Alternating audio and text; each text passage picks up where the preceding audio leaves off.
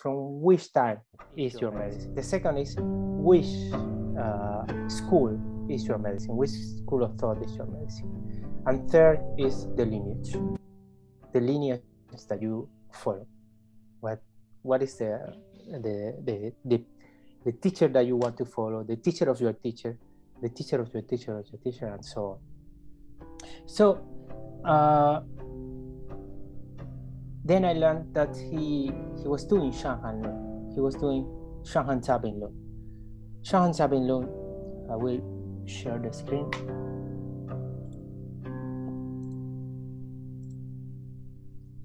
Then I learned that, as you can see it, can you see it? Yes. So I learned that, you see here, you have like a Chinese history timeline that Tara made, very nice.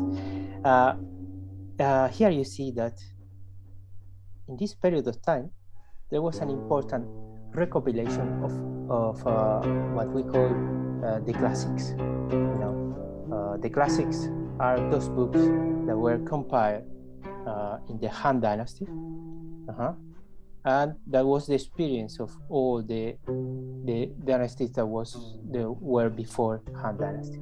Han Dynasty is a period more or less of 400 years. So in the Han Dynasty, you have the Yellow Emperor internal canon, classic. We have the Divine Pharmacopoeia. We have the classic of difficulties. I don't know if it's translated like that. The Nanjing, etc., etc.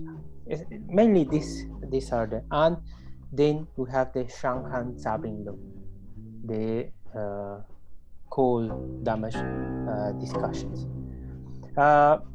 Some people say that Han Dynasty was the dynasty of this compilation, but the truth is that we don't have any book from Han Dynasty. All the books from Han Dynasty were lost, you know. So it was in posterior dynasties, till Han Dynasty, that they compile again all those classics, from the Huang Tinei, the Yellow Emperor book, to the Divine Farmer, even the Yellow Emperor book that we have today is from Han Dynasty, from Wang Ping, that he compiled that edition. So some people say that then that the classical period should be Han Tang, from Han to Tang Dynasty. So there is people in China that defend the thesis that the classical period is the Han Tang period, especially because there is the classical of Pulse, for example, or the Chenju Jia Yi Jing, that is considered also a classic, that were written after Han Dynasty, a little bit after Han Dynasty. So this is why there is a lot of discussion there. But the book that we want to talk about was written in the end of Han Dynasty. That book was called the Shanghan Zabin Lun, that I know that many of you know, Shanghan Zabin Lun. And this book was like an amazing work. There is no, I think, and Professor Huang considered that this is the most important book in Chinese medicine, at least for internal medicine. If you do internal medicine, if you do herbs, and you don't know, and you don't study this book, it's like I don't know, studying anatomy, physiology, cytology in Western medicine, more or less the same. And why is it? Because in this book there is a code. There is a code that is inside the formulas of this book. The book gives you the base of all the combinations of herbs that you should know, and the quantities. And this is a very important thing for internal medicine.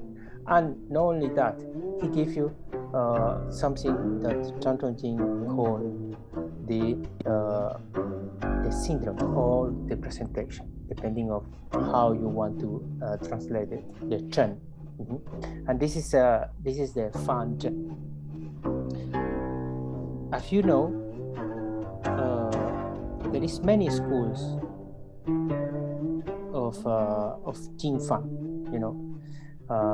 There are schools that are based on palpation, abdominal palpation. There are another schools that are based on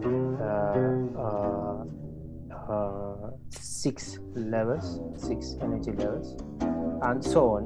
But all of them have to go through this Fan Zhen. None of them cannot mention the Fan Zhen. So Fan Zhen is the most important, I think, contribution of, or one of the most important contribution of the Shanghan Zabin Lu. So Zhang Zhongjing, the author of this book, according Wang Shuhe, was according Wang Shuhe compilation, was the one that met the school of I Ching with the school of Jing Fan, and I will talk about that